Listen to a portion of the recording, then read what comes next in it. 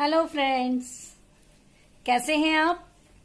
I hope so आप अच्छे होंगे और मैं भी बिल्कुल ठीक हूँ। और आज है अहोई अष्टमी की पूजा और मैंने फास्ट रखा है, तो मैं चलती हूँ पूजा करने के लिए। और मैं बताना चाह रही हूँ, देखिए मैंने आज क्या पहना है। आज मैंने कॉलर वाला ब्लाउज पहना है, उसके साथ ये मैचिंग माला, देन मेरी साड़ी। देखिए लुक, देखिए मेरी साड़ी का, ये देखिए फ्रेंड्स कितना प्यारा सा लुक है मेरी साड़ी का। ये देखिए अभी आपको दिखा रही हूँ, बहुत ही सुंदर लग रही है मेरी साड़ी। ये देखिए बहुत प्यारी, बहुत ही प्रिटी लग रही है। ये देखिए डबल शेड में है तो बहुत प्यारी लग रही है। और देखो अच्छी लग रही है ना, अच्छी लग रही है ना फ्रेंड्स। तो ये साड़ी मैंने बहुत मन से डाली है। तो गाइस कैसी लग रही है मेरी साड़ी, बताइएगा मेरे को कि मैं कैसी लग रही हूँ। और अब पहले कर लेती हूँ पूजा, पूरा दिन हो गया और बज रहे हैं इस टाइम 4:30। तो कहानी कर लेते हैं और उसके बाद बात करते हैं। कृष्ण पक्ष की अष्टमी को माता पार्वती के अहोई स्वरूप की पूजा का विधान है। इस दिन महिलाएं अपने बच्चों की लंबी उम्र, संतान सुख व उनकी समृद्धि के लिए व्रत करती हैं और रात में तारों की छांव में यह कथा सुनकर वह अपना व्रत पूरा करती हैं। के 7 बेटे, 7 बहुएं और एक बेटी थी। एक दिन उसकी बहुएं और बेटी आंगन लीपने के लिए जंगल से मिट्टी लेने गईं। मिट्टी खोदते समय साहूकार की बेटी की खुरपी से स्याऊ के बच्चे मर गए। स्याऊ नाराज होकर बोली, जिस तरह तूने मेरे बच्चे मारकर मुझे निसंतान कर दिया, उसी तरह मैं तुझे भी निसंतान कर दूंगी, अर्थात मैं तेरी कोख बांध दूंगी। ये बात सुनकर साहूकार की बेटी डर गई। उसने अपनी सभी भाभियों से अपने बदले कोख बंधवाने को कहा, परंतु उसकी सभी भाभियों ने मना कर दिया। लेकिन सबसे छोटी भाभी ने अपनी कोख बंधवाने की स्वीकृति दे दी। तब से छोटी बहू के जो भी संतान होती वह 7 दिनों में मर जाती। हर साल अहोई अष्टमी का व्रत आता। एक तरफ उसकी सभी जेठानियां व्रत करती, कथा सुनती और अपने बच्चों की लंबी उम्र की कामना करती, वहीं दूसरी ओर छोटी भाभी अपने घर में रोया करती। ऐसे ही समय बीतता गया। एक दिन पंडित को बुलवाया गया और इसका समाधान पता लगवाया गया। पंडित बोला कि इस श्राप से मुक्ति के लिए तुम्हें सुरई गाय की सेवा करनी होगी। सुरई गाय स्याऊ की सहेली है। उसके कहने पर यदि स्याऊ तुम्हारी कोख छोड़ दे तो तुम्हारे बच्चे जी जाएंगे। पंडित की बात सुनकर छोटी बहू ने दूसरे ही दिन से सुरई गाय की सेवा करना प्रारंभ कर दिया। वह प्रतिदिन सुबह उठकर गाय का गोबर आदि साफ कर देती, उसको चारा डाल देती और साफ पानी भर देती थी। सुरई गाय ने सोचा, ये मेरी सेवा कौन कर रहा है, इसका पता लगाती हूँ। अगले दिन वह तड़के उठ गई और देखती है कि साहूकार की छोटी बहू सारा काम कर रही है। गाय ने पूछा, तू किस लिए मेरी सेवा कर रही है? साहूकार की बहू बोली, माता, स्याऊ माता ने मेरी कोख बांध रखी है, जिस कारण मेरे बच्चे जीते नहीं हैं। यदि आप मेरी कोख खुलवा दो तो मैं आपका बहुत उपकार मानूंगी। सुरई गाय ने उसकी बात मान ली और उसके साथ 7 समुद्र पार स्याऊ माता के पास चल दी। रास्ते में थककर दोनों एक पेड़ की छांव में बैठ गए। जिस पेड़ के नीचे वे दोनों बैठे थे, उस पेड़ पर गरुड़ पंखनी का घोंसला था, जिसमें उसके बच्चे बैठे थे। थोड़ी देर में वहाँ एक सांप उन बच्चों को खाने आया। ये देखकर साहूकार की छोटी बहू ने सांप को मार डाला। जब गरुड़ पंखनी वहाँ आई और उसने रक्त देखा तो उसने सोचा कि इसने मेरे बच्चों को मार दिया। वो अपनी चोंच से साहूकार की छोटी बहू को मारने लगी।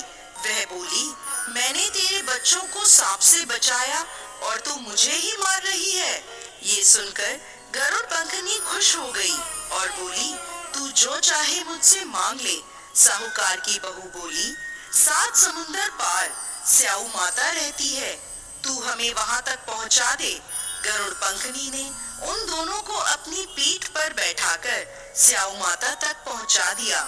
स्याऊ माता सुरई गाय को देखकर प्रसन्न हो गई और बोली, आओ बहन, बड़े दिनों में आई हो। वह पुनः बोली, बहन, मेरे बालों में जुएं पड़ गई हैं, तुम निकाल दो। तब सुरई गाय के कहने पर साहूकार की बहू ने स्याऊ माता की सारी जुएं निकाल दी। इस पर स्याऊ माता ने खुश होकर उसे आशीर्वाद दिया, तेरे 7 बेटे और 7 बहुएं हों।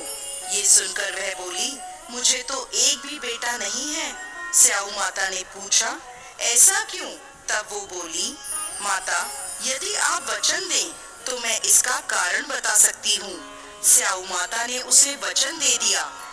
स्याऊ माता को वचनबद्ध करने के बाद साहूकार की बहू बोली, माता, मेरी कोख आपके पास बंधी है, उसे खोल दो।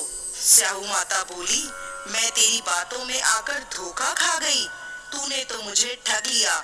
जा, मैं तेरी कोख खोलती हूँ। अब तू घर जा और घर जाकर अहोई माता का उद्यापन करना और 7 अहोई बनाकर 7 कढ़ाई देना। साहूकार की बहू ने घर लौटकर देखा तो उसके 7 बेटे और 7 बहुएं घर में बैठे मिले। वह खुशी से भाव विभोर हो गई और उसने 7 अहोई बनाकर 7 कढ़ाई देकर उद्यापन किया। उसकी जेठानियां परस्पर कहने लगी, सब लोग जल्दी जल्दी पूजा कर लो, फिर छोटी बहू का रोना धोना शुरू हो जाएगा। जब छोटी बहू की आवाज नहीं आई तो जानकारी लेने के लिए उन्होंने अपने बच्चों को छोटी बहू के घर भेजा। बच्चों ने वापस आकर बताया कि वहाँ तो उद्यापन का कार्यक्रम चल रहा है। ये सुनते ही सभी जेठानियां छोटी बहू के घर पहुँच गईं और पूछने लगी कि तूने अपनी कोख कैसे खुलवाई? तब वह बोली, स्याऊ माता ने कृपा कर मेरी कोख खोल दी है। सभी लोग अहोई माता की जय जयकार करने लगे। उसी प्रकार ये व्रत करने वाले सभी महिलाओं पर कृपा करें। जय अहोई माता। गणेश जी की कथा प्रारंभ करते हैं। एक बुढ़िया थी, एक गांव में एक बुढ़िया रहती थी और उसकी एक बहू भी थी। बहू को अकल नहीं थी और वो मतलब सीधी थी या उसे भूख सहन नहीं होती थी, तो वो कोई व्रत नहीं रखती थी। तो बुढ़िया माई ने कहा कि आज तो व्रत है, घर में खाना नहीं बनेगा और तुम एक काम करो, पानी ले आओ कुएं से जाकर। और बुढ़िया ने क्या करा, मटकी में कर दिया नीचे से छेद। तो ये कि भाई अगर ये पानी लेने जाएगी, ये भरती रहेगी, मटकी से पानी निकलता रहेगा तो इसका टाइम पास हो जाएगा और ये खाना नहीं खाएगी। बहू उससे भी ज्यादा चालू थी। बहू ने क्या किया, अपने साड़ी के पल्ले में आटा पहले से ही छुपा लिया था और छुपा के पनघट पहुंच गई मटकी लेके। पहले उसने क्या किया, आटे को गूंदा, पनघट पे ही गूंथ के उसकी बाटी बनाई। पास में ही गणेश जी का मंदिर था, पनघट के पास ही, और उसी के पास में एक शमशान घाट था।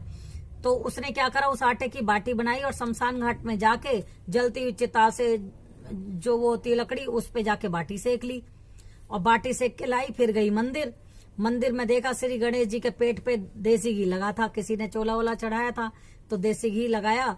तो देखा देसी घी लगाया गणेश जी के पेट पे, उसने वहां से घी लिया और बाटी पे लगाया और बोली, गणेश भगवान तुम्हारा घी लिया है तो तुम भी खाओ, मैं भी खाऊं।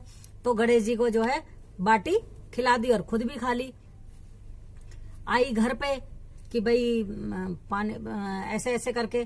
तो जब जैसे ही घर पे आई वैसे ही उसने देखा कि हल्ला मच रहा है कि ऐसे ऐसे गणेश जी के मंदिर में गणेश जी ने अपनी नाक पे उंगली रख रखी है, चढ़ा रखी है।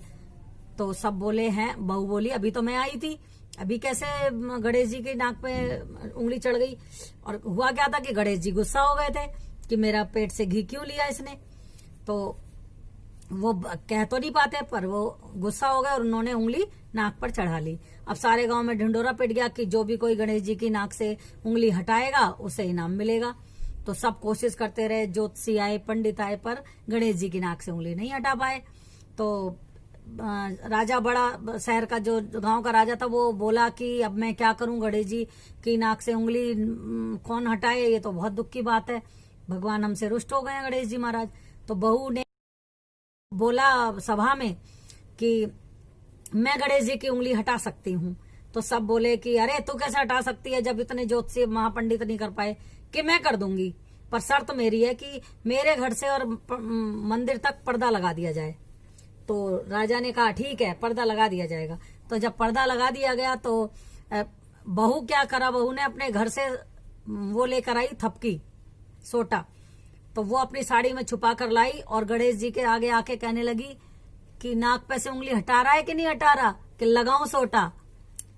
और बाटी तो बहुत जल्दी खा ली थी, मैं बना के लाई थी, जरा सा घी क्या ले लिया, नाक पे उंगली चढ़ा ली, हटा जल्दी से नहीं तो बहुत मारूंगी। गणेश जी डर गए, बोलने लगे इसका ये मूर्ख है, इसका कुछ भरोसा है नहीं, मार मुड़ देगी, मेरे टुकड़े टुकड़े कर देगी, इससे अच्छा है कि मैं नाक से उंगली हटा ही लूं।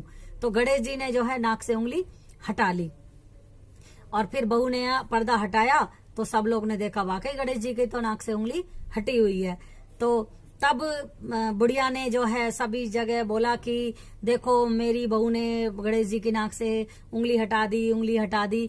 तो सारे गांव में अल्लाह मच गया और बुढ़िया का नाम हुआ उस बहू की वजह से कि देखो बहू इतनी पूजा पाठी है कि गणेश जी इसकी बात मानते हैं, इसकी बात मानते हैं।